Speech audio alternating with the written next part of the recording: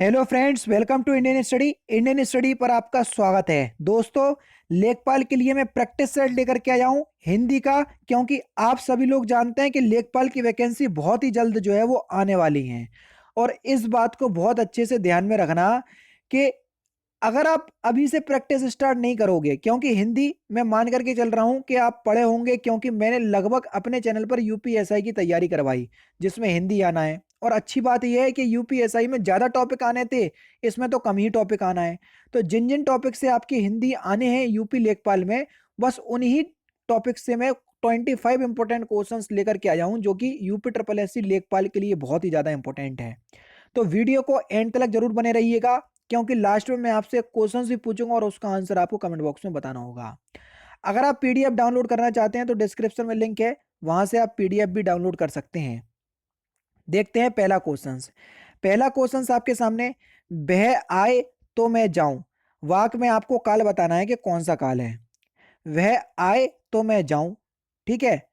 तो यहां पर आपका हेतु हेतु मत भविष्य काल होगा। पहला ऑप्शन करेक्ट। जब सेंटेंस दो भागों में बढ़ जाए ना, और यहां पर देख लो, जाऊं वह आए तो मैं जाऊं, यानी कि इन फ्यूचर की बात हो रही है, तो यहां पर हेतु हेतु मत भविष्य काल होगा। क्योंकि हेतु हेतु मत भूतकाल भी होता है, इसलिए मैं आपको समझा रहा हूं। अगर आप बिल्कुल डिस्क्रिप्टिव वे में हिंदी पढ़ना चाहते हो तो अनअकैडमी पे आओ, क्योंकि मैं अनअकैडमी पर आपको लगातार बिल्कुल टॉपिक वाइज पूरी हिंदी पढ़ा रहा हूं। एक बार आकर के देखो, मजा ना आए तो जितनी हो सकते क्लास डिसलाइक करना, ठीक है। नेक्स्ट क्वेश्चन आपके सामने, मुकुंद किसका पर्यायवाची है। मुकुंद, तो मुकुंद जो है ये विष्णु का पर्यायवाची है। पहला ऑप्शन करेक्ट। नेक्स्ट क्वेश्चन, कोई बच्चा नहीं खेलेगा, इस बात में आपको बताना है रेखांकित शब्द। ये रेखांकित शब्द है, इसमें शब्द क्या है, कोई शब्द क्या है। तो कोई शब्द एक अनिश्चित संख्या अनिश्चयवाचक विशेषण है ना। तो ये बेसिकली देखा जाए तो सार्वनामिक विशेषण में चला जाएगा। तीसरा ऑप्शन यहाँ पर आपका बिल्कुल करेक्ट, ठीक है। चलिए, कर्म का तद्भव क्या होगा। इंपॉर्टेंट क्वेश्चन, कर्म का तद्भव। तो कर्म का तद्भव हो जाएगा आपका काम। पहला ऑप्शन करेक्ट। वलय शब्द का आपको अर्थ बताना है कि वलय शब्द का अर्थ क्या होता है।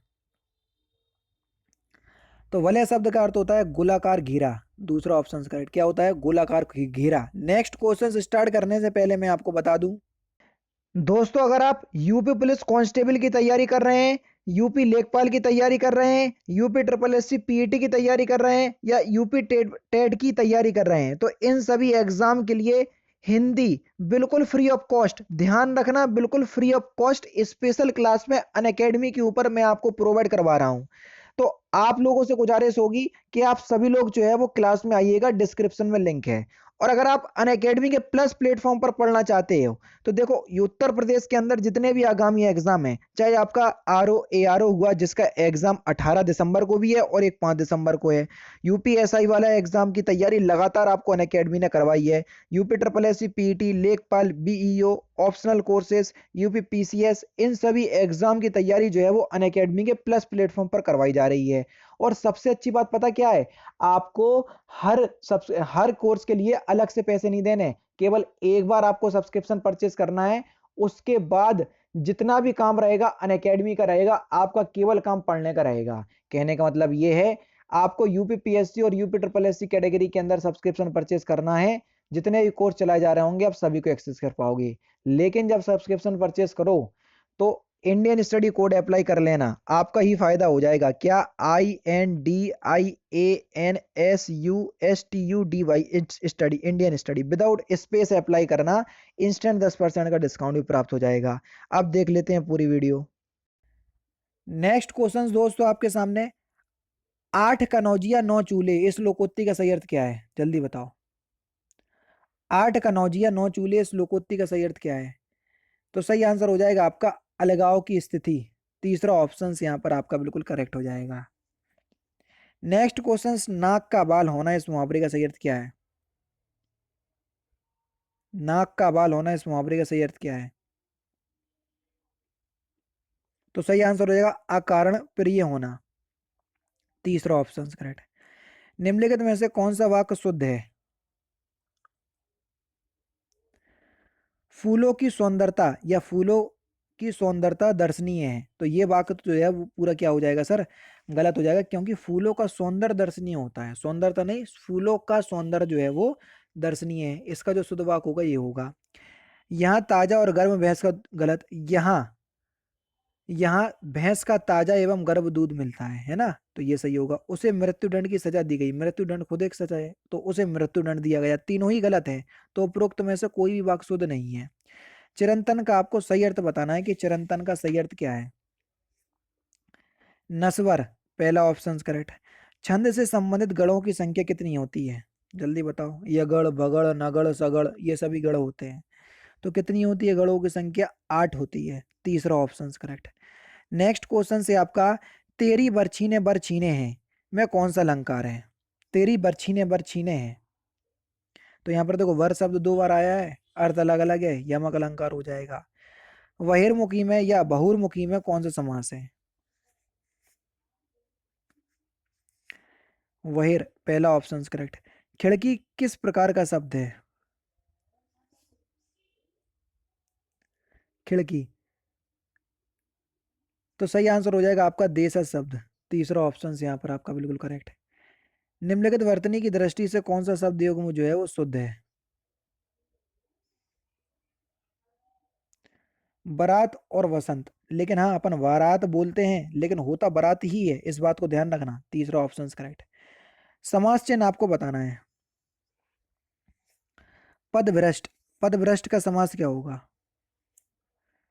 पद से भ्रष्ट, समास विग्रह, और जहां कारक चिन्ह आ जाए तत्पुरुष समास, तीसरा ऑप्शन करेक्ट। अष्टाध्यायी में आपको बताना है कौन सा समास है। अष्टाध्यायी, 8 अध्यायों का समूह, उसी को बोलेंगे। और जब पहला पद संख्यावाचक हो तो वहां पर अपने आप ही दिग्गु समास हो जाता है।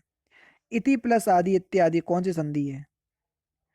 छोटी ई, सॉरी, छोटी ई और बड़ा आ मिलके क्या बना रहे, या बना रहे। और किस में बनता है या, ये बनता है सर यण संधि में बनता है ना।